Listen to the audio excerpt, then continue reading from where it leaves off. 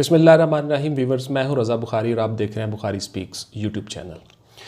तो viewers, students, आप सब लोगों की रिक्वेस्ट पर आज मैं आपको बता रहा हूं कि मिलिट्री कॉलेज ऑफ सिग्नल्स में MCS में दाखिला आप कैसे ले सकते हो और वहां पे आप एज अ कैडेट्स कैसे एडमिशन लेके कैसे ट्रेनिंग करते हो, क्या क्या वहाँ पे चीज़ें होती हैं, कैसे आप अप्लाई कर सकते हो और फिर पाकिस्तान आर्मी में ऑफिसर कैसे बन सकते हो।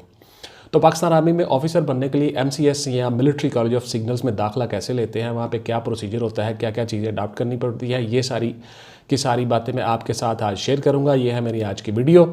तो इससे पहले के मौजू की तरफ आएँ, चैनल को प्लीज़ सब्सक्राइब कर लीजिएगा, बेल का आइकन दबा के ऑल पे क्लिक कर दीजिएगा ताकि आपका और मेरा राब्ता उस्तवार रहे और मैं इसी तरह से आपके लिए इन्फॉर्मेटिव वीडियोस लाता रहूँ।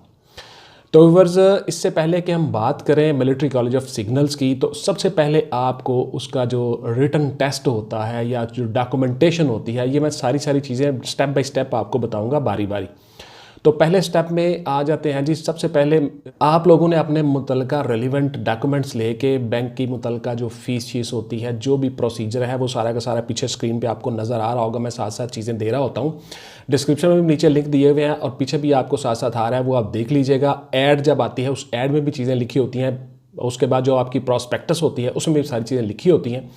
वो सारे के सारे डॉक्यूमेंटेशंस आपने करनी होगी। ऑनलाइन भी आप करवा सकते हो, वहाँ पे जाके मिलिट्री कॉलेज ऑफ सिग्नल्स में रावलपिंडी में, वहाँ में भी आप जाके ये सारी चीज़ें कर सकते हो।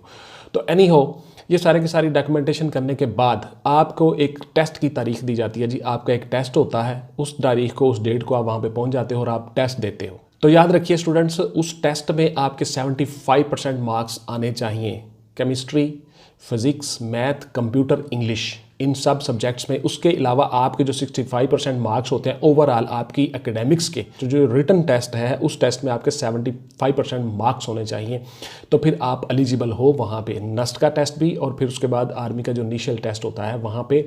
उन टेस्टों में आप जब क्लियर हो जाते हो, कामयाब हो जाते हो, तो फिर आप लोगों को उसके बाद, उस इब्तदाई टेस्ट के बाद आपको एंट्री दे के, तो वहाँ पर आपको डेट दे दी जाती है कि आपने फ़लाँ तारीख को अब आना है। तो व्यूअर्स, उसके बाद जो आपका रिटन टेस्ट होता है, उस रिटन टेस्ट को आप पास करने के बाद जब एंटर हो जाते हो, तो उसके बाद हो जाता है आपका ISSB test. ISSB stands for inter services selection board.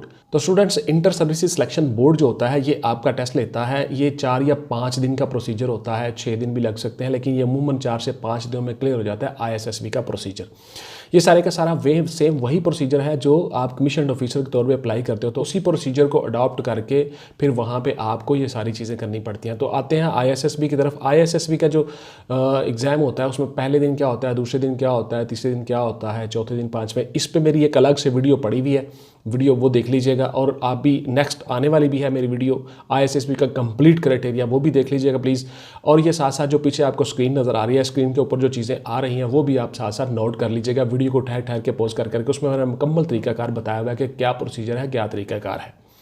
तो ISSB का जो रिटन टेस्ट होता है, जो ISSB का प्रोसीजर होता है, group task, group discussion, interview, psychological assessment test, ये सारी चीज़ें करने के बाद आप ISSB में जब क्लियर हो जाते हो, तो फिर आपको मिलिट्री कॉलेज ऑफ सिग्नल्स में एडमिशन दे दिया जाता है। वहाँ पे आपकी पढ़ाई, स्टडीज़, उसके साथ साथ आपकी ट्रेनिंग भी शुरू हो जाती है।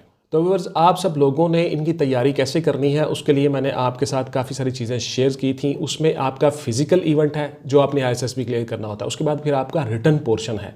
रिटन पोर्शन में आपके एकेडमिक्स है, एकेडमिक्स क्वालिफिकेशन जो आपने मेट्रिक और FSC में हासिल किया है, वो सारी की सारी फिजिक्स, इंग्लिश, केमिस्ट्री, मैथ, और उसके बाद कंपोजिशन, ग्रामर, ये सारी चीज़ें आपको आनी चाहिए। उसके साथ साथ आपने रोज़ाना इंग्लिश का एक मजमून लिखना है। उसके बाद फिर आपने एडिटोरियल पेज जो होता है अखबार का, उसके साथ आपने टच रहना है, करंट अफेयर्स के साथ टच रहना है, और आपने इंटरनेट के साथ टच रहना है। सोशल मीडिया आपके पास अवेलेबल है, हर चीज़ आपके पास अवेलेबल है, ताकि आपको करंट अफेयर्स, करंट मालूमात जो हैं पाकिस्तान की as well as international level पर, ये सारी चीज़ें आपको आनी चाहिए। उसके बाद व्यूअर्स, याद रखिएगा, ख़ुसूसी तौर पे आपको मिलिट्री के बारे में पता होना चाहिए, क्योंकि आप मिलिट्री के लिए ही अप्लाई करने जा रहे हो, उसी कॉलेज में स्टडी कर रहे हो, उसी के लिए आपने अपना फ्यूचर प्लान किया है। तो व्यूअर्स, याद रखिएगा, आपको मिलिट्री के मतलब पता हो, उसकी हिस्ट्री के मतलब पता हो, पाकिस्तान की बर्थ से लेकर सिंस 1947 1947 से लेकर आपको आज तक का पता हो कितनी हमारी जंगें हुई, आर्मी चीफ हमारे कौन कौन से गुजरे, मौजूदा आर्मी चीफ कौन है, उसके बाद फिर आर्मी की इंस्टॉलेशंस कौन कौन सी हमारे पास इक्विपमेंट्स कौन से हैं, बड़े बड़े मिसाइल्स जहाज़ हमारे हेडक्वार्टर कहाँ पे हैं, उसके बाद फिर हमारे जितने भी हमारे तीनों अफवाज के चीफ हैं, उसके बाद chief of army staff, chief of air staff, chief of naval staff, उसके बाद joint chief of staff committee के चेयरमैन कौन है, ये सारी चीज़ें आपको पता होनी चाहिए। उसके बाद फिर हमारे जो निशाने हैदर हैं ये पता होना चाहिए। फिर इसके बाद आपको व्यूअर्स अपनी फिजिकल कैपेबिलिटी जो है उसको आपने बढ़ाना है। फिजिकल कैपेबिलिटी से मुराद ये है कि आपने रनिंग करनी है 1.6 किलोमीटर 8.5 मिनट में या 8 मिनट में आपने करनी होती है। 8.5 मिनट में उसको आपने क्लियर करने के लिए डेली आपने रनिंग करनी है। उसके बाद आपने 15 पुशअप्स निकालने होते हैं 2 मिनट में। उसके बाद फिर आपने 15 सिटअप निकालने होते हैं 2 मिनट में, और 3 चिन अप आपने लगाने होते हैं, 3 से 5 चिन अप्स आपने अपनी ठोड़ी को बार के साथ ऊपर उठा के लगाना होता है। तो ये सारी की सारी एक्सरसाइजेज करने के लिए आपको डेली रोज़ाना घर में एक्सरसाइजेज करनी चाहिए, रूटीन में वॉक करनी चाहिए, रनिंग करनी चाहिए, दौड़ करनी चाहिए। उसके बाद फिर आपकी एक्सरसाइज यानी आपके जिस्म में उस कदर कुव्वत और फ्लेक्सिबिलिटी मौजूद हो के आप वो सारी की सारी चीज़ें कर सको। उसके बाद फिर आपने व्यूअर्स ISSB में मुख्तलिफ रुकावटें अबूर करनी होती हैं। आपको एक टास्क दे दिया जाता है कि जी आपने ये इस जगह से फ़लाँ जगह तक पहुँचना है, ये आपका मैप है, ये नक्शा है, रास्ते में एक नहर आएगी, एक फ़लाँ आएगा, एक गड्ढा आएगा। फिर उसके बाद डिच क्रॉसिंग जो है यानी गड्ढा, वो 7 फीट से ज़्यादा होता है, 7.4 फीट उसकी की लेंथ होती है, इतनी उसकी चौड़ाई होती है, उसकी 4 फीट यानी 4 फीट गहराई होती है उसकी। उस खड्डे को आपने जंप लगा के अबूर करना होता है। तो ये सारी चीज़ें आपने देखनी है। उसके बाद फिर आपने मुख्तलिफ ऑब्स्टेकल्स टास्क करने होते हैं। उसके बाद फिर रस्से की मदद से लटक के आपने ऊपर आगे जाना होता है। फिर उसके बाद फिर आपने फट्टों और ड्रमों की मदद से मुख्तलिफ एक्सरसाइजेस करनी होती हैं। तो इसलिए आपका फिज़िकली फ़िट होना भी बड़ा ज़रूरी है। ये सारी चीज़ें आपने साथ साथ करनी है एकेडमिक्स के साथ साथ। तो इस तरह से आपको मिलिट्री कॉलेज ऑफ सिग्नल्स में एडमिशन मिल जाता है। अब आते हैं उसमें आपकी ट्रेनिंग का प्रोसीजर। तो व्यूअर्स इस पे मैं अलग से भी वीडियो बनाऊंगा कि आपको वहाँ पे क्या क्या चीज़ें अडॉप्ट करनी पड़ती हैं, कैसे आप ट्रेनिंग करते हो। तो मुख्तसर से कि मैं आपको बता रहा हूँ कि EME में फिर आपको कमीशन दिया जाता है। वहाँ पे कंप्लीट करने के बाद आपको ग्रेजुएशन की डिग्री भी मिलती है। 2 साल आपकी स्टडीज़ होती हैं और 2 साल का अर्सा आपका ट्रेनिंग का गुजरता है। ये तकरीबन 4 साल आपके हो जाते हैं। वहाँ पे आपको ग्रेजुएशन की डिग्री भी मिलती है। उसके बाद फिर आपको 1 साल के लिए काकूल में रेगुलर ट्रेनिंग के लिए भेजा जाता है। वहाँ पर आप ट्रेनिंग करते हो और बतौर आपको कमीशन्ड ऑफिसर आर्मी में इंडक्ट कर लिया जाता है। उसके अलावा वहाँ पे सेल्फ स्टडीज़ के अलग से सिस्टम, या जो बंदे नहीं करना चाहते ISSB के थ्रू आर्मी जाएं, वो अपनी अलग से स्टडीज़ भी कर सकते हैं। लेकिन आमूमन लोग वहाँ पे इसीलिए जाते हैं कि वहाँ पे आप एजुकेशन के साथ साथ आपकी ट्रेनिंग भी हो जाती है और आपको पता चलता है कि मिलिट्री क्या है। तो फिर आप मिलिट्री में आसानी से कमीशन ले जाते हो। ये ऑलमोस्ट व्यूअर पहले दिन से लेकर आपके काकूल से पास आउट होने तक ये तकरीबन 4.5 साल का अरसा बन जाता है। 4.5 साल के अरसे में आपकी ग्रेजुएशन भी कंप्लीट हो जाती है, आपको आर्मी में कमीशन भी मिल जाता है और आप आर्मी में एज अ कैप्टन और as a regular commission officer second lieutenant दोनों तरह से आप आ सकते हो। ऑलमोस्ट वहाँ पे EME में आपको बतौर एक कैप्टन पोस्टिंग दी जाती है। आपको ग्रेजुएशन की डिग्री भी साथ में दी जाती है। तो इस तरह से आपका फ्यूचर वहाँ पे आसानी के साथ बन जाता है। तो व्यूअर्स ख़ास तौर पे आपको 2 चीज़ों का पता होना चाहिए। नंबर 1, आपको मिलिट्री की हिस्ट्री का पता होना चाहिए, मिलिट्री की इंस्टॉलेशंस का पता होना चाहिए, मिलिट्री के बारे में पता होना चाहिए, आपके निशाने हैदर कौन है, चीफ कौन है, पहले मैं आपको जैसे कि बता चुका हूँ। उसके बाद फिर दूसरी सेकंड चीज़ जो है आपको इंग्लिश का, आपके ईडियम्स, आपकी कंपोजिशन, आपके सेंटेंसेस, उसके बाद फिर आपका ऐसे लिखना, आपका इंग्लिश में बोलना, स्पोकन इंग्लिश, आपको ये सारी चीज़ें आनी चाहिए। उसके लिए आपने घर में डेली मशक करनी है। आपने ईडियम्स और सेंटेंसेस डेली आपने लिखने हैं, 15 से 20, आहिस्ता आहिस्ता उनको बढ़ाते जाएं, 30 कर लें, 50 कर लें। डेली जुमले, अच्छे वाले जुमले आप लिखो, ईडियम्स। उसके बाद फिर आप डेली एक्सरसाइज करने के साथ साथ इंग्लिश का जो ऐसे है वो आपने डेली लिखना है। 300 से 500 वर्ड का इंग्लिश का ऐसे आपने लिखना है, अच्छे अल्फाज। उसके लिए आपको मैं आसान से एक ट्रिप बता देता हूँ कि आपने जो है वो इंग्लिश न्यूज़पेपर जो है वहाँ पे एडिटोरियल पेज आते हैं, उनमें करंट इश्यूज़ आते हैं। उन करंट इश्यूज़ को आप लेके उनके ऊपर आप चीज़ों को रिप्रोड्यूस करो, लिखो, वो सामने रख के बेशक लिख लो, आपकी मशक, आपकी प्रैक्टिस हो जाएगी।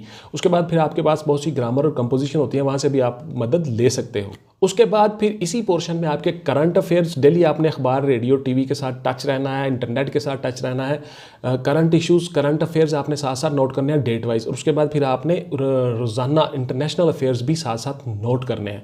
उसके बाद फिर आपकी जो पर्सनैलिटी है, मुल्क की अहम पर्सनैलिटीज़, किस किस ओहदे पे कौन कौन है, मिनिस्टर फॉर डिफेंस कौन है, इंटीरियर मिनिस्टर कौन है, हमारा फॉरेन मिनिस्टर कौन है, बड़े बड़े जो अहम लोग ओहदों पे हैं, हमारे चीफ कौन कौन से हैं, चारों वज़रा, चारों वज़ीर आला, चारों गवर्नर, चारों चीफ सेक्रेटरी, चारों चीफ जस्टिस साहिबान, ये सारी पर्सनैलिटीज़ भी आपको पता होनी चाहिए। उसके बाद फिर आपको इंटरनेशनल लेवल पे हुकूमतों का पता होना चाहिए, बड़े बड़े प्रेसिडेंट और प्राइम मिनिस्टर कौन से हैं जो मुल्क के, जिन मुल्कों में इश्यूज़ चल रहे हैं, जो बड़े बड़े मुल्क हैं, जैसे कि वीटो पावर्स वगैरह। और उसके बाद फिर सुपर 7, सुपर 11, ये सारे के सारे मुल्कों का आपको पता होना चाहिए। उसके बाद फिर आप खुद एक एटॉमिक पावर हो, तो एटॉमिक पावर जितने मुल्क हैं उन मुल्कों के मतलब भी आपको पता होना चाहिए। ये सारी चीज़ें करने के साथ आप आसानी के साथ मिलिट्री कॉलेज ऑफ सिग्नल्स में एडमिशन ले जाते हो। व्यूअर्स, 6 महीने या 8 महीने या 1 साल तक, 6 महीने से लेकर 1 साल तक आपने मशक करनी है, प्रैक्टिस करनी है। यानी आपने जब मैट्रिक में आ जाना है, मैट्रिक में ही आपने ये सारी चीज़ें शुरू कर देनी है, और फर्स्ट ईयर कंप्लीट होने तक, पहला साल कंप्लीट होने तक आपने ये सारी चीज़ें साथ साथ कलेक्ट करते जाना है। और आप जब सेकंड ईयर के एफएससी के सेकंड ईयर के पार्ट 2 के पेपर दे देते हो, तो होप सर्टिफिकेट पे भी आप अप्लाई कर सकते हो। बहुत से व्यूवर्स मुझसे पूछते हैं कमेंट्स में कि सर होप सर्टिफिकेट पे हम अप्लाई कर सकते हो, तो आप कर सकते हो भाई। तो इस तरह से आपका करियर बन जाता है। इसमें आप आइए, मिलिट्री में एक ऑनरेबल जॉब का आप आगाज़ कर लेते हो, साथ साथ आपकी एजुकेशन भी कंप्लीट हो जाती है। Thank you very much. ये थी मेरी आज की वीडियो। पसंद आई हो लाइक शेयर ज़रूर कीजिएगा, कमेंट कीजिएगा, और आप सब अपना ढेर सारा ख्याल रखिएगा। पाकिस्तान जिंदाबाद।